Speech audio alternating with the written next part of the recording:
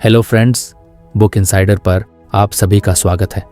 आज हम बात करने वाले हैं विन और learn by Harlan Cohen book के बारे में।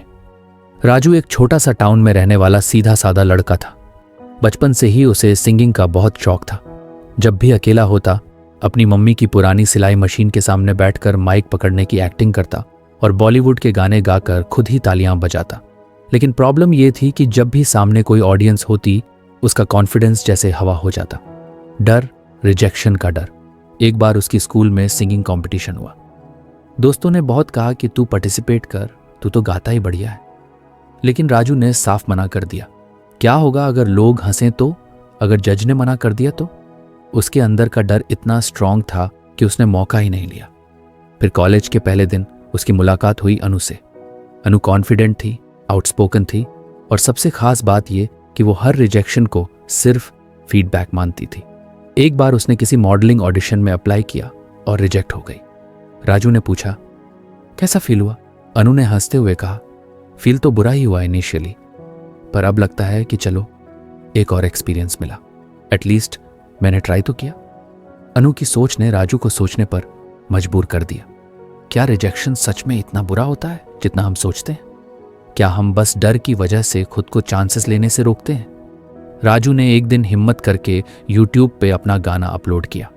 वॉइस अच्छी थी लेकिन बैकग्राउंड और लाइटिंग वीक थी। कुछ लोगों ने अप्रिशिएट किया लेकिन कुछ ने मजाक भी उड़ाया। कमेंट्स में लिखा था, भाई ऑटो ट्यून का ज्यादा यूज किया है, या थोड़ा और प्रैक्टिस कर ले। राजू का मन हुआ कि सब डिलीट कर दे, खुद को कोसे। लेकिन उसने डिसाइड किया कि यह भी एक स्टेप है ग्रोथ की तरफ। अगले दिन उसने हार्लन कोहेन की एक किताब पढ़ी, विन और लर्न। उसमें एक कॉन्सेप्ट था, the power of rejection. Harlan ने कहा था, rejection is not the enemy, it's a necessary step on the road to success. ये लाइन राजू के दिल में उतर गई। उसने सोचा, अगर हर रिजेक्शन एक लेसन है तो हर रिजेक्शन मुझे मेरे गोल के और पास ले जाएगा। उसने प्लान बनाया, हर हफ्ते एक नया गाना अपलोड करेगा, चाहे लोग कुछ भी कहें, और हर बार पिछले वीडियो से थोड़ा बेटर करने की कोशिश करेगा। पहले महीने में उसके सिर्फ 100 व्यूज आते थे। कई बार लोग अनसब्सक्राइब भी कर जाते थे। बट राजू ने यह समझ लिया था कि हर रिजेक्शन, हर डिसलाइक, हर बैड कमेंट उसे कुछ सिखा रहा है कि अगली बार वो क्या बेटर कर सकता है। धीरे धीरे उसके फॉलोअर्स बढ़ने लगे। लोग नोटिस करने लगे कि ये लड़का इंप्रूवमेंट कर रहा है। किसी ने लिखा, पिछले वाले से बेटर है, कीप गोइंग। ये स्मॉल एनकरेजमेंट राजू के लिए बिग मोटिवेशन बन गई। एक दिन एक फेमस म्यूजिक पेज ने उसकी वीडियो रिपोस्ट की। वहां से उसे कॉल आया एक स्मॉल इवेंट में परफॉर्म करने का मौका। लेकिन उस स्टेज पर खड़े होते वक्त भी उसे याद आया वही पुराना डर, अगर फिर से रिजेक्ट हो गया तो। लेकिन इस बार उसके पास आंसर था, तो क्या, एटलीस्ट ट्राई तो किया। परफॉर्मेंस ठीक ठाक रहा, न बहुत अच्छा न बहुत बुरा। लेकिन सबसे इंपॉर्टेंट बात यह थी, उसने किया और ऑडियंस ने अप्रिशिएट भी किया। वहां मौजूद एक लोकल प्रोड्यूसर ने कहा, तेरे अंदर पोटेंशियल है, कंसिस्टेंसी रख। राजू ने सीखा कि रिजेक्शन का मतलब सिर्फ ये नहीं होता कि तुम खराब हो, इसका मतलब ये हो सकता है कि अभी और मेहनत करनी है। रिजेक्शन तुम्हारे काम पर कमेंट करता है, तुम्हारी वैल्यू पर नहीं। और यही बात उसे बार बार रिमाइंड करती रही, रिजेक्ट होना, असफल होना या फॉल करना सब नेसेसरी स्टेप्स हैं सफलता तक पहुंचने के लिए। एक दिन उसने अपने पुराने वीडियोस वापस देखे। खुद पर हंसी आई, कितनी बार वॉइस ऑफ बीट था, कैमरा एंगल वियर्ड था, लेकिन फिर भी उस वर्जन के बिना आज का वर्जन पॉसिबल नहीं था। हर रिजेक्शन ने उसकी एक नई लेयर खोल दी थी, उसकी पर्सनैलिटी की, उसकी क्रिएटिविटी की, उसकी अंडरस्टैंडिंग की। अब जब भी कोई उसको मैसेज करता है, भाई मुझे भी यूट्यूब स्टार्ट करना है लेकिन डर लगता है कि लोग क्या कहेंगे, तो वो सिर्फ एक बात कहता है, रिजेक्शन से मत डर, उससे सीख। ये तेरा दुश्मन नहीं, सबसे बड़ा गाइड है। कई बार हम सोचते हैं कि रिजेक्शन हमारी वर्थ कम कर देता है, लेकिन सच तो ये है कि रिजेक्शन हमें पॉलिश करता है। जैसे कोई आर्टिस्ट रफ स्टोन को बार बार चिजल करता है, वैसे ही हर रिजेक्शन हमें हमारी बेस्ट फॉर्म की तरफ ले जाता है। राजू अब भी हर महीने कुछ ना कुछ रिजेक्शन फेस करता है। कभी कोई ब्रांड डील रिजेक्ट हो जाती है, कभी किसी कोलैब का रिप्लाई नहीं आता। लेकिन अब उसे फर्क नहीं पड़ता, क्योंकि अब वो रिजेक्शन को एक डोरवे की तरह देखता है जहां से होकर उसे अपने सपनों की दुनिया में जाना है। उसे अब समझ आ चुका है, रिजेक्शन डराने वाली चीज नहीं है, वो तो एक टीचर है जो हर बार कुछ नया सिखाता है। कभी पेशेंस, कभी स्ट्रैटेजी, कभी इमोशनल बैलेंस, कभी रेजिलियंस। अगर राजू ने कभी पहला रिजेक्शन एक्सेप्ट न किया होता तो शायद आज वो इस मुकाम तक नहीं पहुंचता। उसके लिए रिजेक्शन अब भी आता है, पर अब वो उसे स्माइल के साथ एक्सेप्ट करता है, क्योंकि वो जानता है रिजेक्शन इज जस्ट रीडायरेक्शन। और यही है द पावर ऑफ रिजेक्शन। ये हमें गिराने नहीं, उठाने आता है। बस हमारी नजरें सही होनी चाहिए। राजू की कहानी हमें एक सिंपल बात सिखाती है, रिजेक्शन से भागो मत, उसे दोस्ती करो, क्योंकि उसी में छुपा है तुम्हारा सबसे बड़ा टर्न अराउंड। राजू अब थोड़ा जाना पहचाना नाम बन चुका था। अगर आपको हमारी फ्री समरी अच्छी लगती है तो आप हमारे चैनल को सब्सक्राइब कर सकते हैं, हमारी मेंबरशिप खरीद सकते हैं या हमें यूपीआई के थ्रू सपोर्ट कर सकते हैं। अब समरी पर वापस चलते हैं। उसके यूट्यूब चैनल पर लाखों सब्सक्राइबर्स थे और कई यंग क्रिएटर्स उसे अपना इंस्पिरेशन मानने लगे थे। लेकिन सफलता के इस सफर में भी वो खुद को ग्राउंडेड रखता था, क्योंकि उसे पता था कि जितनी बार उसे एक्सेप्ट किया गया है उससे कहीं ज्यादा बार उसे रिजेक्ट किया गया है। एक दिन उसे एक बड़ा मौका मिला, एक टॉप म्यूजिक रियलिटी शो में पार्टिसिपेट करने का। ये वही शो था जिसे वो बचपन से देखता आया था, जिसके जजेस के सामने गाना उसके लिए सपना था। उसने पूरी तैयारी की, दिन रात मेहनत की, वोकल कोच से गाइडेंस ली और ऑडिशन वाले दिन पूरी एनर्जी के साथ स्टेज पर गया। गाना अच्छा गया, कम से कम राजू को तो ऐसा ही लगा। लेकिन जब जजेस की बारी आई फीडबैक देने की तो एक जज ने कोल्ड एक्सप्रेशन के साथ कहा, you have potential but not for this level, may be next time. दूसरे ने कहा, आपकी आवाज गहराई की कमी रखती है, आप कैमरा के लिए बने हो, स्टेज के लिए नहीं। तीसरे ने बस एक वर्ड कहा, नहीं। राजू को जैसे एक जोर का झटका लगा। इतनी मेहनत, इतने सालों की जर्नी और फिर भी एक नो। वो चुपचाप बैक स्टेज गया और अकेले एक कोने में बैठ गया। उसके मन में सवाल उठने लगे, क्या मैं उतना अच्छा नहीं हूं जितना सोचता हूं? क्या ये मेरी लिमिट है? क्या मैं बस इंटरनेट तक ही ठीक हूं? कुछ देर बाद उसकी मुलाकात वहीं एक कॉन्टेस्टेंट से हुई, रीमा, जो ऑडिशन में फेल होकर रो रही थी। राजू ने पूछा, तुम्हें कैसा लग रहा है? रीमा ने जवाब दिया, मुझे लगता है कि मैं पर्याप्त नहीं हूं, शायद मैंने ये सपना ही गलत देख लिया। ये सुनते ही राजू को अपने पुराने दिन याद आ गए, जब उसने फर्स्ट टाइम यूट्यूब पर गाना अपलोड किया था और लोगों ने मजाक उड़ाया था। उसने रीमा से कहा, तुम्हें पता है, हर कोई रिजेक्ट होता है, बस फर्क ये होता है कि कोई उसे एंड मानता है और कोई उसे पॉज की तरह देखता है। रीमा ने उसकी तरफ देखा और बोली, but it still hurts. Raju ने सिर हिलाया, हाँ, हर्ट करता है, लेकिन हर्ट होना भी ग्रोथ का हिस्सा है। उस रात राजू अपने होटल रूम में बैठकर सोच रहा था, क्या ये रिजेक्शन उसकी जर्नी का एंड है? तभी उसे याद आई हार्लन कोहेन की किताब की एक और बात, understanding the rejection truth. Everyone gets rejected, the difference between success and failure is how people interpret and respond to it. उसने खुद से सवाल किया, अगर मैं इस रिजेक्शन को फेलियर मान लूं तो क्या मैं सब छोड़ दूंगा, या फिर मैं इसे फीडबैक मानूं और समझूं कि मुझे किस लेवल तक इंप्रूव करना है? राजू ने डिसाइड किया कि वो इसे फेलियर नहीं मानेगा, बल्कि इसे एक न्यू चैलेंज की तरह देखेगा। उसने अपने उस ऑडिशन की वीडियो को बार बार देखा, हर छोटी गलती को नोट किया, कहाँ वॉइस फ्लैट हो गया था, कहाँ कॉन्फिडेंस कम दिखा, कहाँ एक्सप्रेशंस डल थे। उसने ये सब पॉइंट्स लिख लिए और अपने कोच को भेज दिए। कोच ने रिप्लाई में लिखा, you are thinking like a professional now, this is how real growth happens. अब राजू ने हर दिन खुद को और बेटर बनाने का मिशन शुरू कर दिया। उसने अपने वॉइस पर काम किया, स्टेज परफॉर्मेंस पर वर्क किया और लोगों से फीडबैक लेना शुरू किया। उसने खुद को सिखाया कि रिजेक्शन सिर्फ एक फीडबैक होता है जो ऑनेस्टली बताता है कि तुम कहाँ हो और कहाँ पहुंचना है। एक दिन उसने इंस्टाग्राम पर एक वीडियो डाली जिसमें वो अपने रियलिटी शो वाले रिजेक्शन के बारे में खुलकर बात कर रहा था। उसने कहा, मैं रिजेक्ट हुआ, हाँ, और उस रिजेक्शन ने मुझे वो चीज़ें दिखाई जो मैं खुद नहीं देख पा रहा था। रिजेक्शन ने मुझे मेरी आंखें खोल दी। वो वीडियो वायरल हो गई। लोगों ने अप्रिशिएट किया कि एक सक्सेसफुल क्रिएटर ने इतनी ऑनेस्टी दिखाई। कमेंट सेक्शन में भरे पड़े थे मैसेजेस से, भाई आपने मेरी सोच बदल दी, अब मैं रिजेक्शन से डरूंगा नहीं, अब समझ आया कि फेल होना ही असली लेसन है। कुछ हफ्तों बाद एक ऑनलाइन म्यूजिक प्लेटफॉर्म ने उसे अप्रोच किया। एक नया शो लॉन्च हो रहा था जिसमें वो मेंटोर बन सकता था उन लोगों के लिए जो अक्सर रिजेक्शन से हार मान लेते हैं।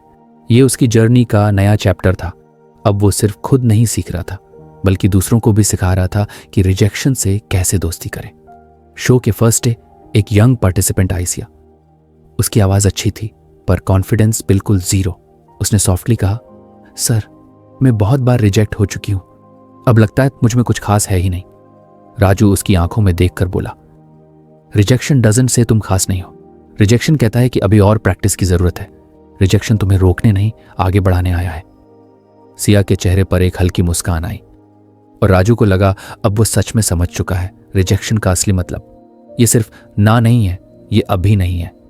अब जब भी राजू कोई रिजेक्शन फेस करता है, चाहे कोई सॉन्ग वायरल ना हो, कोई कोलैब फेल हो जाए या कोई कमेंट हर्टफुल हो, वो एक चीज जरूर करता है। वो उससे सवाल करता है, ये रिजेक्शन मुझे क्या सिखा रहा है? और यही सवाल उसे हर बार आगे ले जाता है। रिजेक्शन अब उसके लिए एक मिरर बन गया था जो उसकी वीक स्पॉट्स दिखाता है ताकि वो खुद को और बेहतर बना सके। हर इंसान को रिजेक्शन फेस करना पड़ता है। फर्क सिर्फ ये है कि कोई उसे आइडेंटिटी से जोड़ लेता है और कोई उसे ग्रोथ अपॉर्चुनिटी मान लेता है। राजू ने यह सीख लिया था, मैं अपने रिजेक्शन नहीं हूं, मैं उनसे सीखने वाला एक इंसान हूं। आज अगर कोई उससे पूछे सक्सेस का सबसे बड़ा टीचर कौन है, तो वो बिना सोचे कहता है रिजेक्शन। क्योंकि जिस दिन उसने रिजेक्शन को समझा, उसी दिन उसे अपनी असली स्ट्रेंथ समझ आई। और यही है understanding the rejection. Truth reject होना सबके साथ होता है, लेकिन उसका मतलब क्या निकालते हो, वही तुम्हारी जिंदगी की डायरेक्शन तय करता है। अब राजू अपनी जिंदगी के उस मुकाम पर था जहां बाहर से सब कुछ परफेक्ट लग रहा था। उसका यूट्यूब चैनल चल रहा था, वो मेंटोर बन चुका था और कई बड़े नाम उसके काम को पहचानने लगे थे। लेकिन अंदर कहीं एक चीज थी जो उसे बार बार खींच लेती थी, उसका इमोशनल प्रेशर।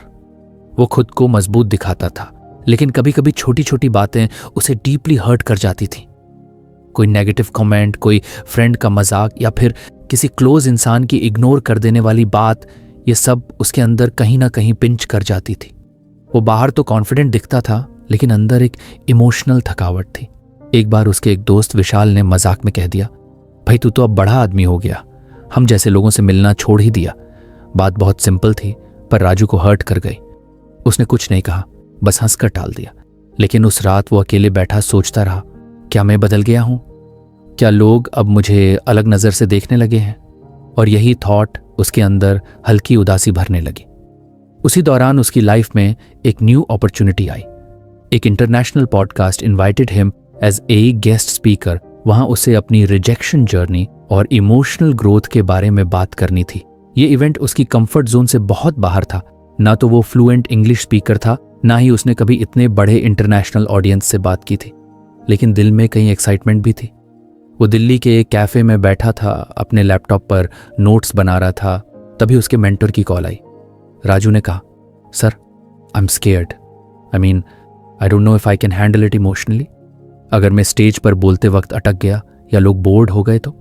उसके मेंटर ने काल्मली कहा, राजू जिस तरह तू जिम में मसल बिल्ड करता है, वैसे ही इमोशनल मसल भी बिल्ड होती है। हर बार जब तू किसी अनकंफर्टेबल सिचुएशन में खुद को डालता है, तू इमोशनली स्ट्रॉन्गर होता है। ये लाइन सुनकर राजू कुछ सेकंड्स चुप रहा। उसे समझ आने लगा था कि उसकी जर्नी सिर्फ सक्सेस पाने की नहीं है, बल्कि खुद को अंदर से भी स्ट्रांग बनाने की है। पॉडकास्ट से एक हफ्ता पहले उसने खुद को प्रिपेयर करना शुरू कर दिया। दिन में एक बार मिरर के सामने खड़ा होकर प्रैक्टिस करता, नए वर्ड्स सीखता, एक्सेंट समझने की कोशिश करता। लेकिन सबसे बड़ी ट्रेनिंग वो कर रहा था अपने डर के साथ उसे फेस करने की। पॉडकास्ट वाले दिन वो एयरपोर्ट पर बैठा था, हाथ में बोर्डिंग पास था, लेकिन दिल में घबराहट। उसे फिर वही डर सताने लगा, क्या मैं खुद को एम्बैरेस तो नहीं कर लूंगा? तभी उसने अपनी डायरी निकाली जो हमेशा वो साथ रखता था और लिखा, fear is not my enemy, it's my workout. Podcast stage पर पहुंचने से पहले बैक स्टेज में उसे पसीना आ रहा था, हाथ कांप रहे थे। होस्ट ने इंट्रोड्यूस किया, let's welcome Raju, the man who turned rejection into inspiration. और तालियों के बीच राजू ने स्टेज पर कदम रखा। शुरू के कुछ सेकंड्स में उसकी वॉइस हिल रही थी, एक्सेंट थोड़ा लड़खड़ा रहा था, लेकिन जैसे जैसे वो बोलता गया उसकी एनर्जी वापस आई। उसने वही बातें शेयर की जो उसने खुद फील की थी, कैसे रिजेक्शन से वो टूटा, कैसे खुद को जोड़ा और कैसे अब भी हर दिन खुद को इमोशनली ट्रेन कर रहा है। ऑडियंस उसे ध्यान से सुन रही थी। कई लोग इमोशनल हो गए जब उसने कहा, स्ट्रांग दिखना ईजी है, स्ट्रांग फील करना टफ होता है।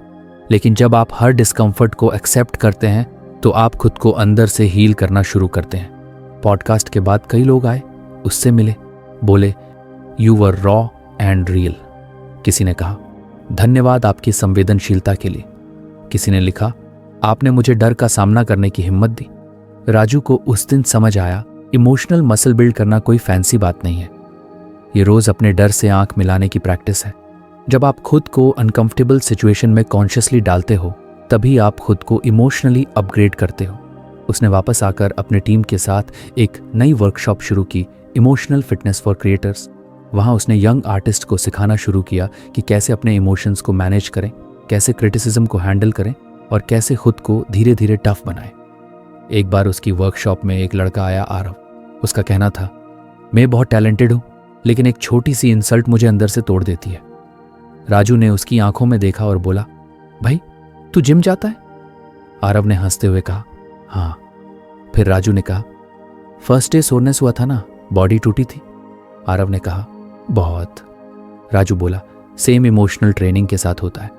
फर्स्ट रिजेक्शन हर्ट करता है, इंसल्ट पिंच करती है, लेकिन हर बार जब तू उसे झेल लेता है तेरी इमोशनल स्ट्रेंथ बढ़ती है।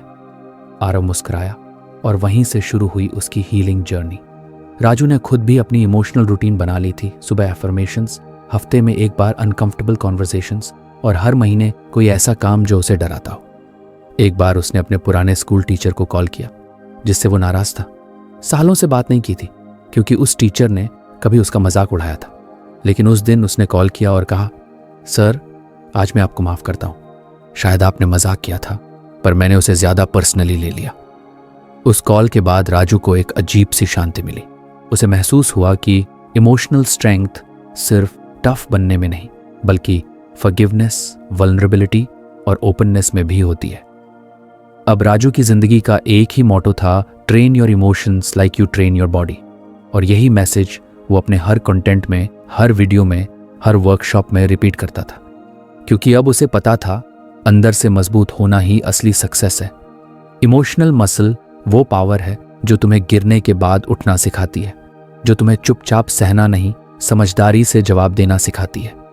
राजू आज भी कभी कभी हर्ट होता है, कभी डरता है, कभी टूटता है, लेकिन अब वो अपने हर इमोशन को जिम की तरह देखता है। हर रिजेक्शन, हर डिस्कम्फर्ट, हर फियर उसके लिए एक इमोशनल रीप है, एक लिफ्ट है, एक पुशअप है और हर बार वो थोड़ा और स्ट्रांग बनता है। और यही है इमोशनल मसल ट्रेन करने की सच्ची कहानी, जहां हर तकलीफ, हर डर, हर गलती तुम्हारा गाइड बन जाती है। बस तुम हार मानने की बजाय उससे लड़ने का डिसीजन लो। राजू अब रिजेक्शन को समझ चुका था, उसे फील कर चुका था और उससे लड़ना भी सीख गया था। अब वो सिर्फ इमोशनली स्ट्रांग नहीं था बल्कि उसे पता था कि रिजेक्शन उसे रोकने नहीं, गहराई से सोचने और आगे बढ़ने की ताकत देता है। लेकिन फिर भी कुछ रिजेक्शंस ऐसे होते थे जो अचानक से आ जाते और दिल दिमाग दोनों हिला देते। जैसे कि एक दिन उसे एक बड़ी म्यूजिक कंपनी से ऑफर आया, एक कोलैब प्रोजेक्ट का। कॉन्ट्रैक्ट तैयार हो रहा था, सब कुछ ऑलमोस्ट फाइनल था, लेकिन फिर अचानक एक मेल आया, we're sorry, we've decided to go with someone else. Raju shock में आ गया। उसने सोचा भी नहीं था कि इतनी मेहनत और वेट के बाद डील टूट जाएगी। दिल थोड़ा टूटा, माइंड कंफ्यूज्ड हुआ और एनर्जी अचानक लो हो गई। उस रात वो अपने रूम में चुपचाप बैठा रहा। उसे समझ नहीं आ रहा था कि इस रिजेक्शन को कैसे प्रोसेस करे। तभी उसे याद आया हार्लन कोहेन की एक बात जो उसने अपनी डायरी में नोट की थी, क्रिएट योर रिजेक्शन प्लान। उस किताब में कोहेन ने लिखा था कि अगर हमें पता हो कि रिजेक्शन कभी भी आ सकता है तो हमें उसके लिए तैयार रहना चाहिए। जैसे किसी स्टॉर्म के आने से पहले लोग इमरजेंसी प्लान बना लेते हैं, वैसे ही रिजेक्शन के लिए भी एक इमोशनल एंड प्रैक्टिकल प्लान होना चाहिए। राजू ने उसी वक्त अपनी नोटबुक उठाई और लिखा rejection plan step by step. और वो सोचने लगा, अगर मैं पहले से जानता कि ये डील रिजेक्ट हो सकती है तो मैं कैसे रिस्पॉन्ड करता। धीरे धीरे उसने एक सिस्टम तैयार किया जिसमें हर रिजेक्शन को हैंडल करने के लिए कुछ क्लियर स्टेप्स थे। Step 1, allow yourself to feel. उसने खुद को परमिशन दी कि हाँ, उसे दुख हुआ है और ये नॉर्मल है। कोई अननेसेसरी हीरो बनने की कोशिश नहीं। उसने खुद से कहा, तू इंसान है, मशीन नहीं। हर्ट फील करना वीकनेस नहीं है। Step 2, pause before reacting. पहले तो वो इमीडिएट इमोशनल रिएक्शन देता था, कभी खुद पर डाउट करता, कभी दूसरों को ब्लेम करता। लेकिन अब उसने सीखा था कि रिएक्शन से पहले रिफ्लेक्शन जरूरी है। Step 3, analyse the rejection. उसने उस मेल को फिर से पढ़ा, देखा क्या रीजन था। पता चला कि दूसरा आर्टिस्ट थोड़े बड़े नंबर्स और फॉलोअर्स वाला था। यह सुनकर थोड़ा और हर्ट हुआ, लेकिन उसने ये भी समझा कि इस रिजेक्शन में उसकी क्वालिटी पर कोई सवाल नहीं था, यह सिर्फ बिजनेस डिसीजन था। Step 4, ask for feedback. उसने पोलाइटली उस कंपनी को मेल किया, धन्यवाद अपडेट के लिए। If possible, I'd love to get some feedback for future improvement. Surprisingly company ने रिप्लाई किया और बताया कि उन्हें राजू की वॉइस पसंद आई थी, बट प्रोजेक्ट की थीम में दूसरे आर्टिस्ट की स्टाइल ज्यादा फिट हो रही थी। Step 5, move forward with learning. Feedback मिलने के बाद राजू ने खुद को समझाया, इस रिजेक्शन ने मुझे कुछ सिखाया है, अब मुझे उसी के साथ आगे बढ़ना है। Step 6, reward yourself for trying. उसने खुद को एक कॉफी ट्रीट दी, ये कहकर कि तू रिजेक्ट हुआ लेकिन तूने डर कर पीछे नहीं हटाया, तू आगे बढ़ा, और यही सबसे बड़ी जीत है। इस रिजेक्शन प्लान ने राजू की लाइफ में बहुत क्लैरिटी ला दी। अब वो हर बड़े स्टेप से पहले मेंटली तैयार रहता था कि रिजेक्शन हो सकता है और उसके पास उससे डील करने का तरीका है। फिर एक नया चांस आया, उसे एक फेमस वेब सीरीज के साउंड ट्रैक के लिए ऑडिशन करना था।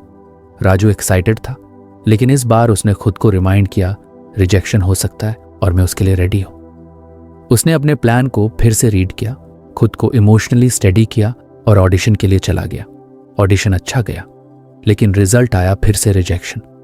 लेकिन इस बार राजू टूटा नहीं, उसने स्टेप बाय स्टेप वो प्लान फॉलो किया, और सबसे खास बात, इस बार उसने खुद को गिल्टी या कमजोर नहीं महसूस कराया।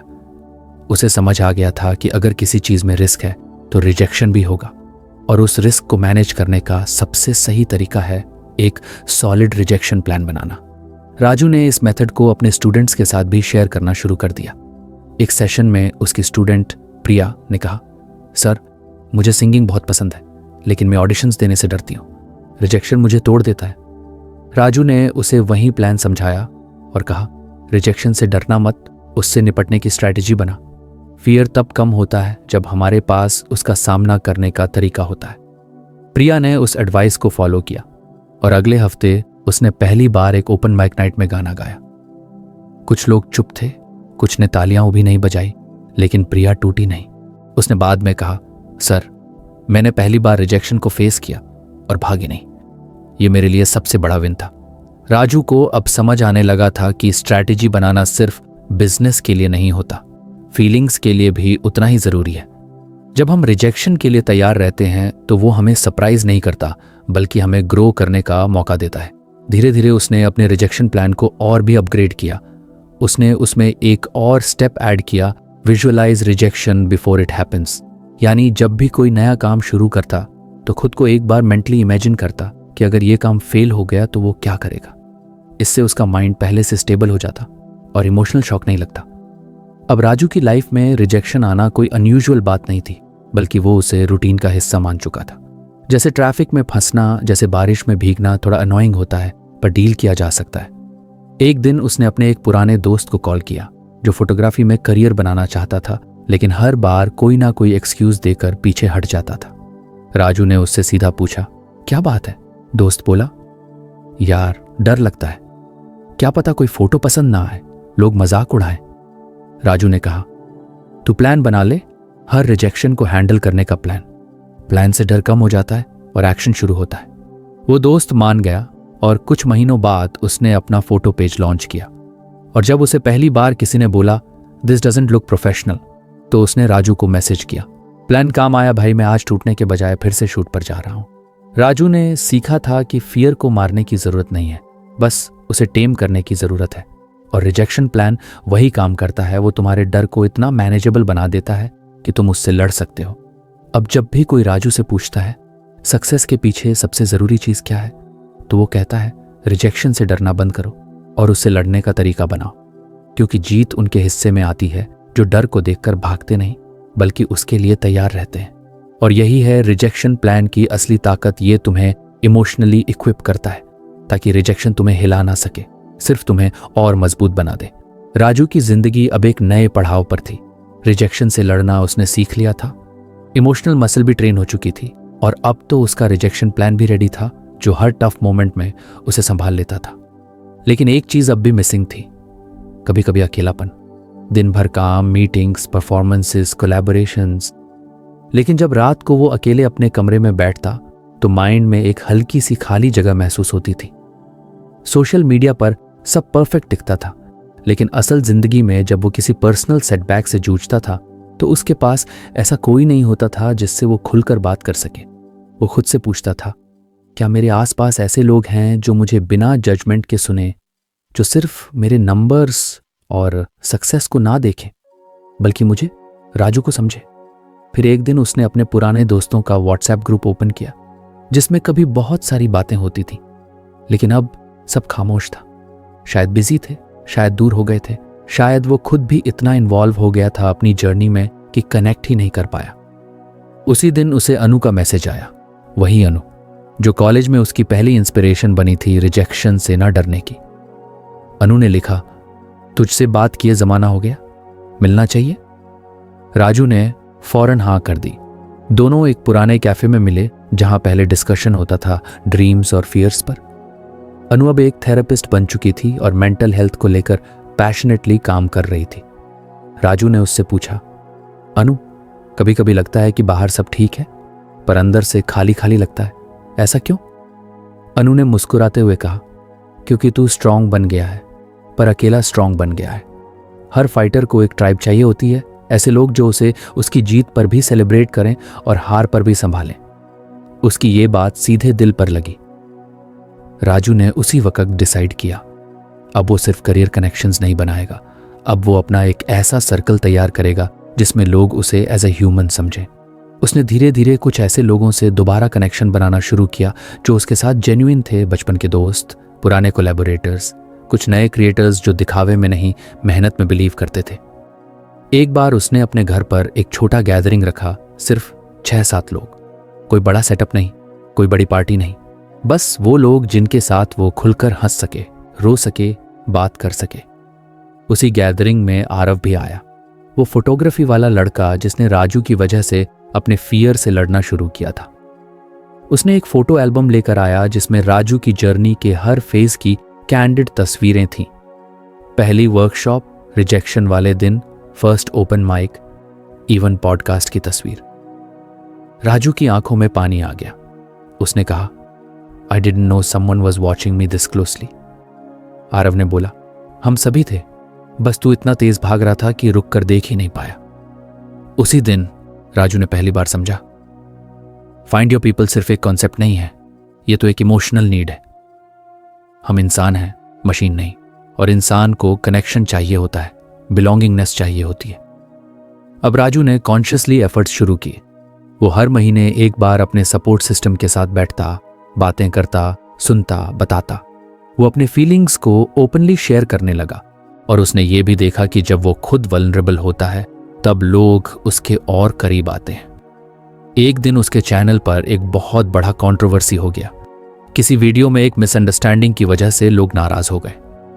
ट्रोल्स, हेट कमेंट्स, अनसब्सक्राइब्स, हर तरफ नेगेटिविटी थी। राजू मेंटली डिस्टर्ब्ड हो गया। उसने कुछ दिनों तक कोई वीडियो नहीं डाली। वो सोच रहा था, क्या मैं फिर से शुरुआत कर पाऊंगा? उसी वक्त उसके सपोर्ट ग्रुप ने उसे लिफ्ट किया। अनु ने कॉल किया और कहा, तेरा कंटेंट तेरी आइडेंटिटी नहीं है, तू है। आरव ने एक फनी मीम भेजा और कहा, भाई, एक छोटी गलती से कोई आर्टिस्ट कम नहीं हो जाता। प्रिया ने मैसेज किया, मैं तेरी नेक्स्ट वीडियो का इंतजार कर रही हूं। इन लोगों ने राजू को फिर से वो हिम्मत दी जो शायद वो अकेले कभी इकट्ठी नहीं कर पाता। उसने फिर से वापसी की, एक ऑनेस्ट वीडियो के साथ, जिसमें उसने सारी मिसअंडरस्टैंडिंग क्लियर की और ओपनली अपोलोजाइज किया जहां जरूरत थी। लोगों ने उसकी ऑनेस्टी को अप्रिशिएट किया। कई ने लिखा, भाई, जो तेरा सपोर्ट सिस्टम है वही तेरा असली ट्रेजर है। अब राजू की समझ में आ गया था कि अकेले चलना स्ट्रेंथ हो सकता है, पर साथ में चलना विजडम है। अपने लोग जो बिना शोर के आपके साथ होते हैं वही आपको उन दिनों में संभालते हैं जब आप खुद को पकड़ नहीं पाते। आज भी जब राजू कोई बड़ा कदम उठाता है तो वो सबसे पहले अपने उन पीपल को मैसेज करता है, I am about to do this, just be there. और वो हमेशा होते हैं, चाहे वो अनु की जेंटल एडवाइस हो, आरव की क्रिएटिव आई हो या प्रिया की पॉजिटिविटी। राजू की कहानी अब कंप्लीट नहीं हुई, बल्कि इवॉल्व हो गई, क्योंकि अब उसके पास ना सिर्फ स्ट्रेंथ थी रिजेक्शन फेस करने की, बल्कि एक प्यारा सा सपोर्ट सर्कल था जो हर रिजेक्शन को ठीक है, आगे बढ़ते हैं कहकर हल्का बना देता था। उसने अपनी डायरी में आखिरी बार एक लाइन लिखी, सक्सेस अकेले हासिल हो सकती है, पर उसे सेलिब्रेट करने के लिए अपने लोग चाहिए होते हैं, और जब वो लोग मिल जाए तो हर रिजेक्शन एक स्टोरी बन जाता है, एक लेसन बन जाता है, और आखिर में एक रीजन बन जाता है उड़ने का। और यूं राजू की जर्नी एक ऐसे इंसान की बन गई जो ना सिर्फ सपने देखता था, बल्कि उन्हें पूरे करने के रास्ते में हर गिरावट को ग्रेसफुली एक्सेप्ट करता था अपने लोगों के साथ। काफी कुछ बदल चुका था आरव की जिंदगी में। रिजेक्शन ने जिस लड़के को तोड़ दिया था, उसी रिजेक्शन ने उसे गढ़ा भी। पहले वो हर ना को अपनी बेइज्जती समझता था, अब वो हर ना में एक सीख ढूंढता था। पहले वो लोगों से वैलिडेशन मांगता था, अब वो खुद से सवाल करता था, क्या मैंने अपनी पूरी कोशिश की? उसकी रिजेक्शन की जर्नी किसी रोलर कोस्टर से कम नहीं थी। कॉलेज में जब उसे थिएटर ग्रुप में जगह नहीं मिली तो उसने पहली बार अपनी एबिलिटीज पर डाउट किया था, लेकिन वहीं से उसकी ग्रोथ की शुरुआत भी हुई थी। धीरे धीरे उसने सीखा कि रिजेक्शन फेलियर नहीं होता, वो फीडबैक होता है। वो एक सिग्नल होता है कि या तो अभी तैयारी अधूरी है या शायद कोई और रास्ता तेरे लिए बेटर बना है। उसने उस दिन को आज भी याद रखा है जब उसने कैफे में गिटार बजाकर लोगों को इम्प्रेस करने की कोशिश की थी, लेकिन किसी ने भी नहीं सुना। उस दिन उसकी आवाज से ज्यादा उसकी आंखों में डिसअपॉइंटमेंट दिख रही थी, पर उस साइलेंस ने उसे सिखाया कि खुद के लिए कुछ करना कितना जरूरी होता है। दूसरों से तारीफ मिलना अच्छा लगता है, पर खुद को प्राउड फील कराना उससे भी ज्यादा जरूरी है। उसने धीरे धीरे इमोशनल मसल बिल्ड करना शुरू किया। जैसे जिम में मसल्स बनाने के लिए बार बार वेट उठाना पड़ता है, वैसे ही उसने खुद को बार बार अनकंफर्टेबल सिचुएशंस में डाला। उसने नए लोगों से बात करनी शुरू की, जो पहले उसके लिए एक डरावना टास्क था। कई बार ऑकवर्ड साइलेंसेस होते, कई बार लोग इग्नोर कर देते, लेकिन हर बार वो थोड़ा स्ट्रांग बन जाता। एक टाइम आया जब उसने अपने लिए एक रिजेक्शन प्लान बना लिया था। वो सोच लेता कि वर्स्ट क्या हो सकता है, लोग मना करेंगे, हंस देंगे, इग्नोर कर देंगे। और जब उसे ये डर मैनेज करना आ गया तो वो हर बार एक्शन लेने से पहले डरता नहीं था, बल्कि प्रिपेयर्ड रहता था। ये प्रिपरेशन ही उसकी सबसे बड़ी ताकत बन गई। पर इस पूरी जर्नी में एक चीज जो सबसे ज्यादा इंपॉर्टेंट थी, वो थी हिज पीपल। वो लोग जो उसे समझते थे, एक्सेप्ट करते थे और बिना जजमेंट के सपोर्ट करते थे। आरव ने अपने जैसे लोगों को ढूंढ लिया था, वो दोस्त जो उसके फेलियर्स में भी साथ खड़े रहे, वो मेंटर जिसने रिजेक्शन को एक लेसन की तरह समझाया, और वो कैफे वाली लड़की जो हर बार मुस्कुरा के कहती थी, तू आज बेटर था कल से। यही लोग थे जो उसके लिए सेफ स्पेस बन गए। एक ऐसी जगह जहां वो खुद को एक्सप्रेस कर सकता था, बिना डर के, बिना किसी मास्क के। और जब इंसान के पास ऐसी कम्युनिटी होती है तो रिजेक्शन भी उतना हैवी नहीं लगता, क्योंकि पता होता है गिरोगे तो कोई हाथ पकड़ने वाला है। अब आरव पहले जैसा नहीं था। उसने अपनी फेलियर्स को सक्सेस की सीढ़ियां बना लिया था। जहां पहले वो खुद को दूसरों के नजरिए से जज करता था, अब वो खुद की नजर से खुद को देखना सीख चुका था। वो जान चुका था कि रिजेक्शन एक रिजल्ट है, कोई आइडेंटिटी नहीं। और जब आइडेंटिटी क्लियर होती है तो आउटकम चाहे जैसा हो, आत्मविश्वास नहीं हिलता। तो फ्रेंड्स, ये थी हमारी आज की बुक समरी। आपको कैसी लगी कमेंट करके ज़रूर बताएं, और धन्यवाद आपका समरी एंड तक सुनने के लिए।